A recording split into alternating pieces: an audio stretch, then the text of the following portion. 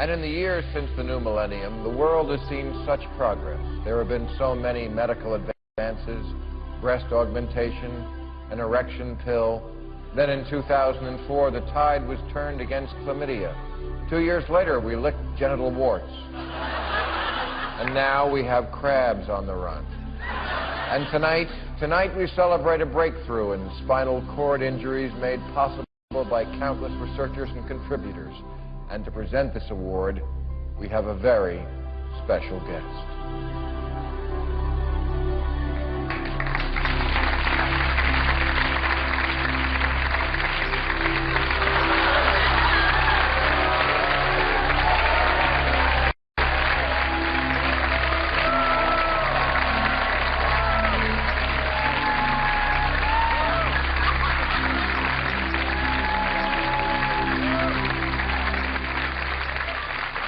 Congratulations, Mr. Flint. You're an inspiration to us all. Shut up, funny boy. I'm not wasting this miracle on you. You buy and investing. Our advice? Take it. Take it all, because you know you love it. Ladies and gentlemen, the star of Politically Incorrect, Bill Maher. Bill's guest tonight, Larry Flint. Musician, Edwin McCain. Roswell, Steve Heitner. And author, Charmaine Yost. All right, let's meet our panel. First, of course, the fun-loving publisher of Hustler and his new magazine is Code, the star of our little sketch, Larry Flint, ladies and gentlemen. Thank you, Larry. Her new book is Mother in the Middle, Searching for Peace in the Mommy Wars. Charmaine Yost, ladies and gentlemen. Hey, you. Thank you very much. One of the 12 stars of Roswell, Wednesdays at 9 on another network, Steve Heitner. Steve. Hi, how are you there, sir? Good to see you. He's a critically acclaimed singer-songwriter. His CD is Messenger. Edwin McCain. Sorry, buddy. Thanks, good to see you back here. All right. Well, first of all, I want to say thanks to our esteemed technical staff for putting that film clip together. Larry, it looked as if you were walking. That investment group's going to short sell all your stocks now. Exactly.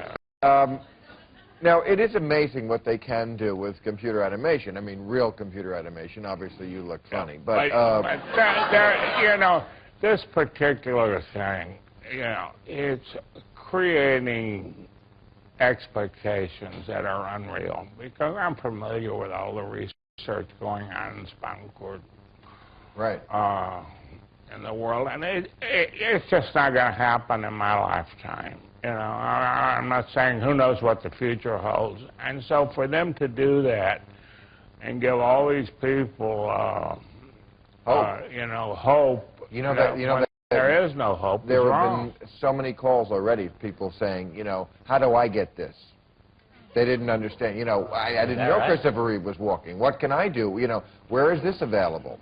It is sort of a dirty trick on some people. Okay, but that's not what I want to talk about, because I want to talk about the technology, because the technology of being able to make something look like it's not is readily available right on your home computer, and the state of Illinois has taken issue with this in the sense that they have made it illegal to create simulated child pornography. In other words, you can put a kid's head on somebody's, but just like they did in that commercial, much better than we did.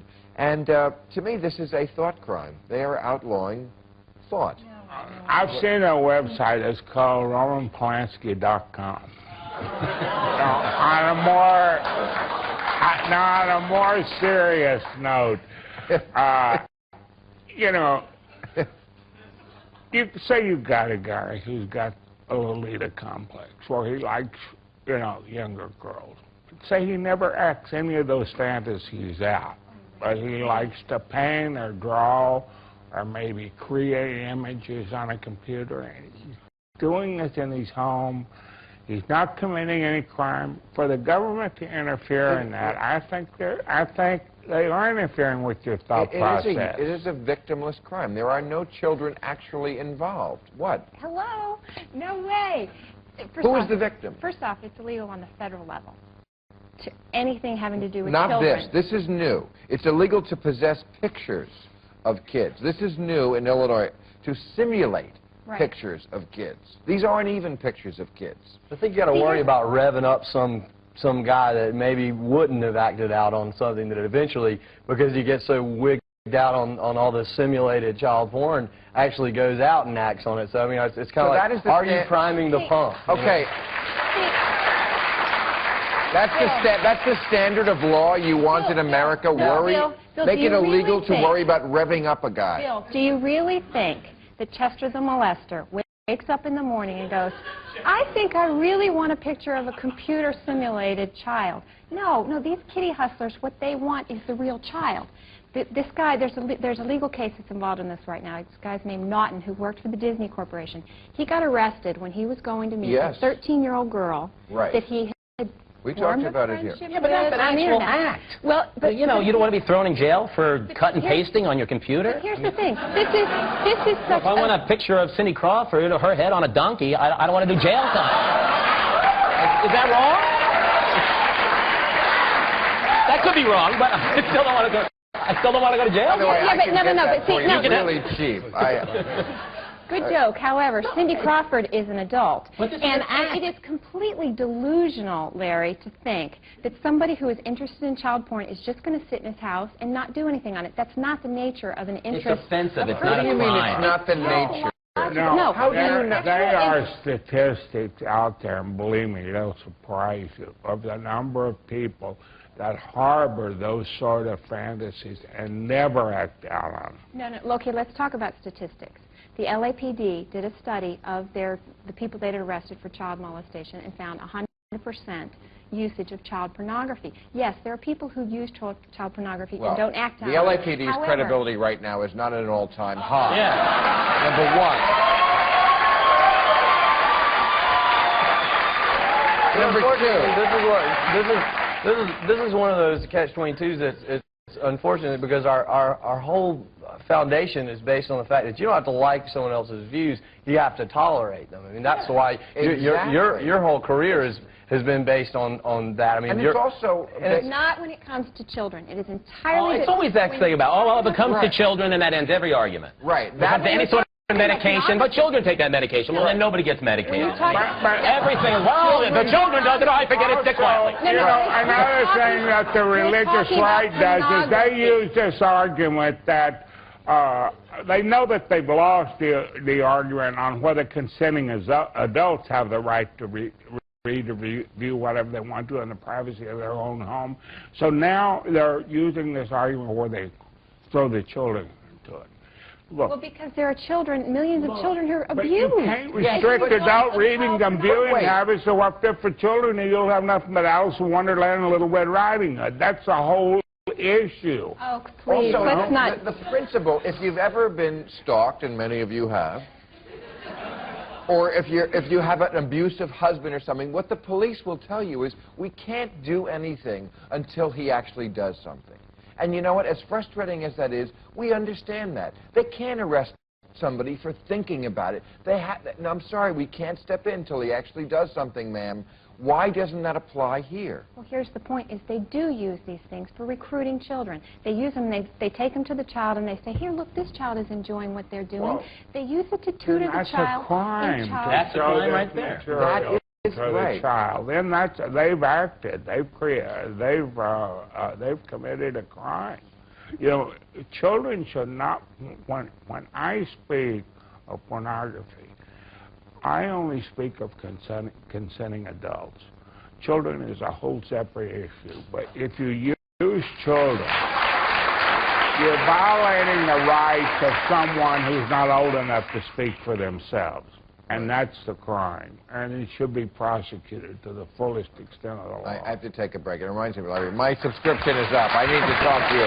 We'll be right back.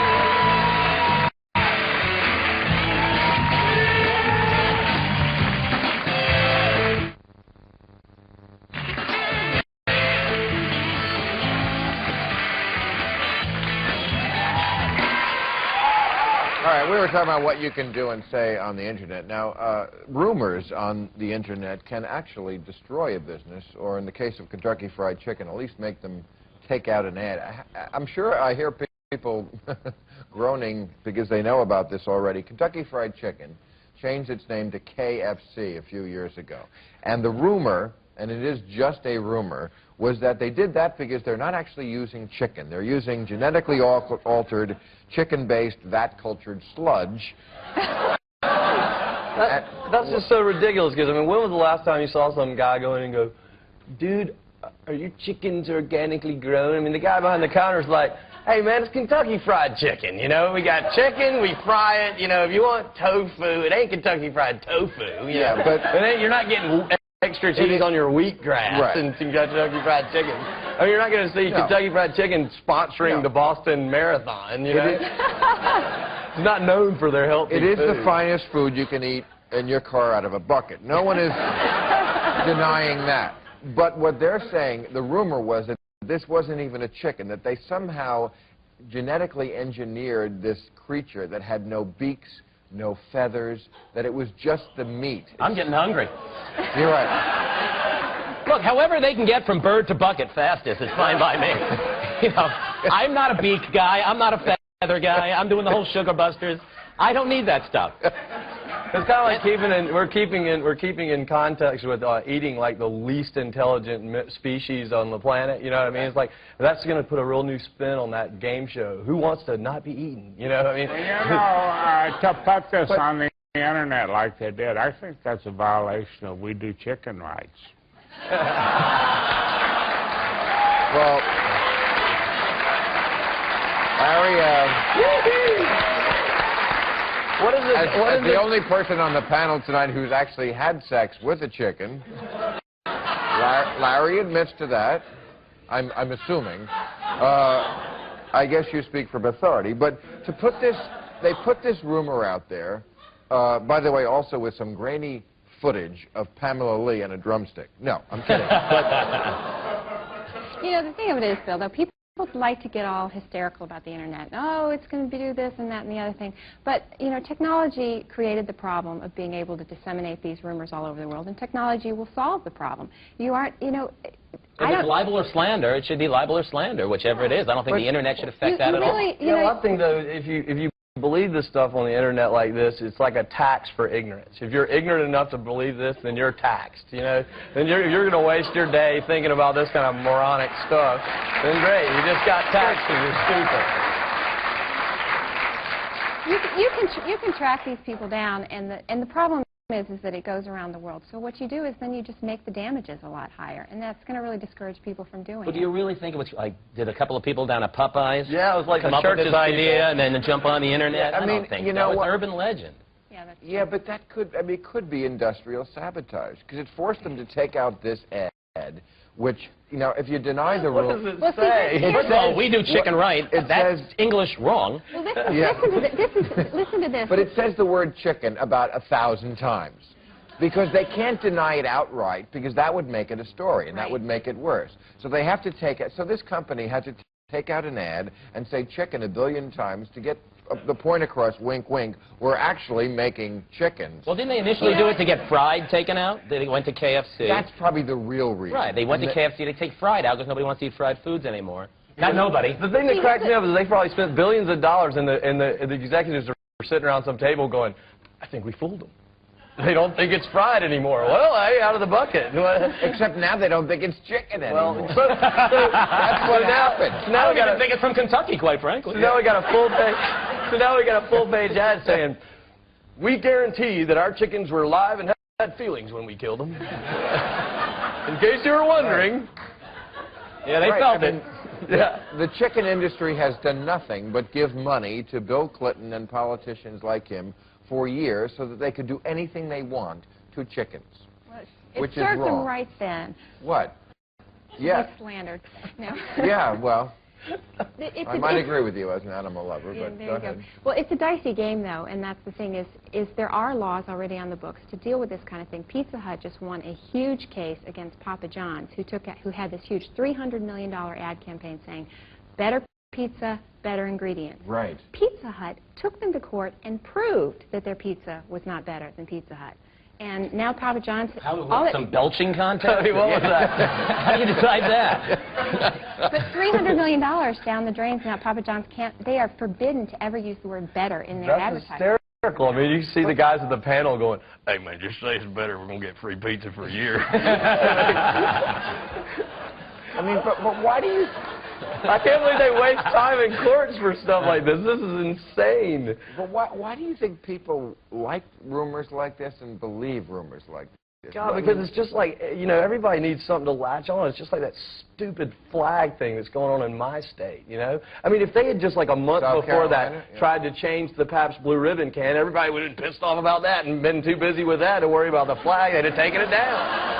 All right, we got to take a commercial. We'll be right back.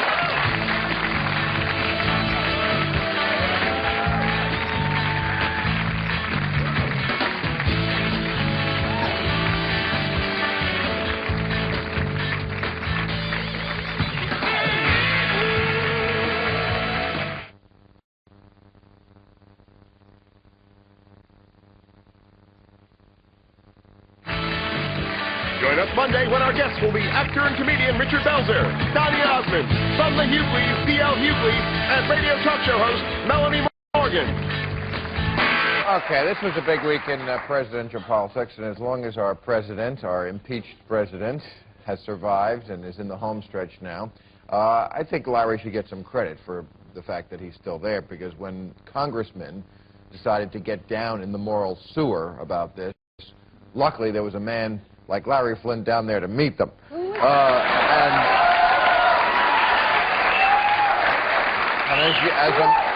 in the moral sewer? Let us not forget who started the moral sewer of it all. Who started the moral sewer was the person Bill who was Clinton. peeking into the person's bedroom. No, it was Bill Clinton. God, like, this hadn't been going on for years. I mean, it's just like, you know, John F. Kennedy was, you know, fabled for being such a fantastic womanizer, and then all of a sudden, we vilified Clinton. I mean, it's been, you know, it's so clearly been going on forever. And then, of course, when we get a chance to start throwing rocks, everybody forgets they got a glass roof. You know? Well, exactly, and that's little matter of a lawsuit and perjury. Okay, let's not get into that because I was bored of it 3 years ago.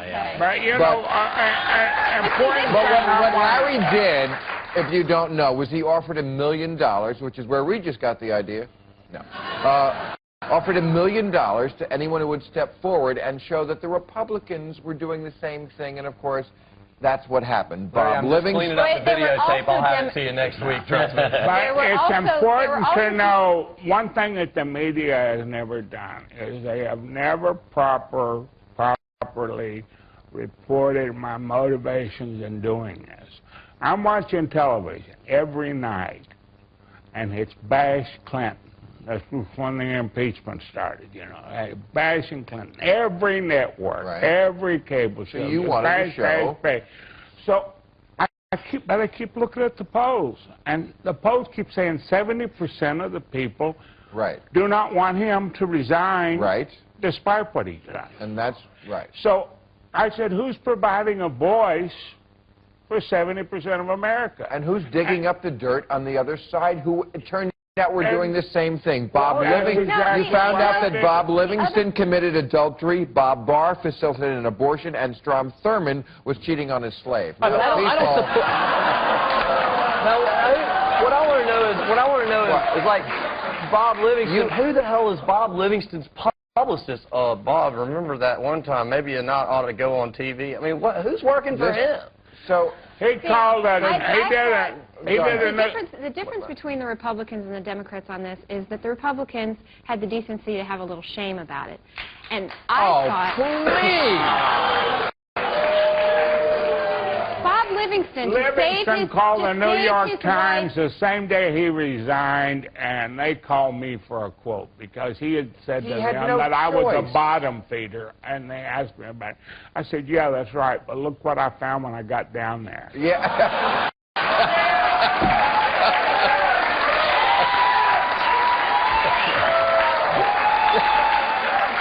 Bob Livingston resigned to save his wife the embarrassment of going through what Hillary Clinton was drugged through by Bill Clinton. He resigned because he couldn't have stayed in the job. He had no choice. To put him up on some pedestal and say he did it from the high ground is preposterous and ridiculous, and you know it. Yeah, but I'm not defending the attacking of Clinton at all, but just hear this point. Doesn't it create sort of a political limbo with how low can we go? Okay, you go this low, we go this low, this low, this low, this low. And that's not coming from Republican or Democrat. I'm just saying, doesn't it just take the political debate and continue to just lower it and lower it? To me, it showed that what we have to do is not bring this stuff up at all. That'd be fine. As you said, Kennedy did it, Clinton did it, the Republicans do it, they all do it. They're powerful men, and they need... That's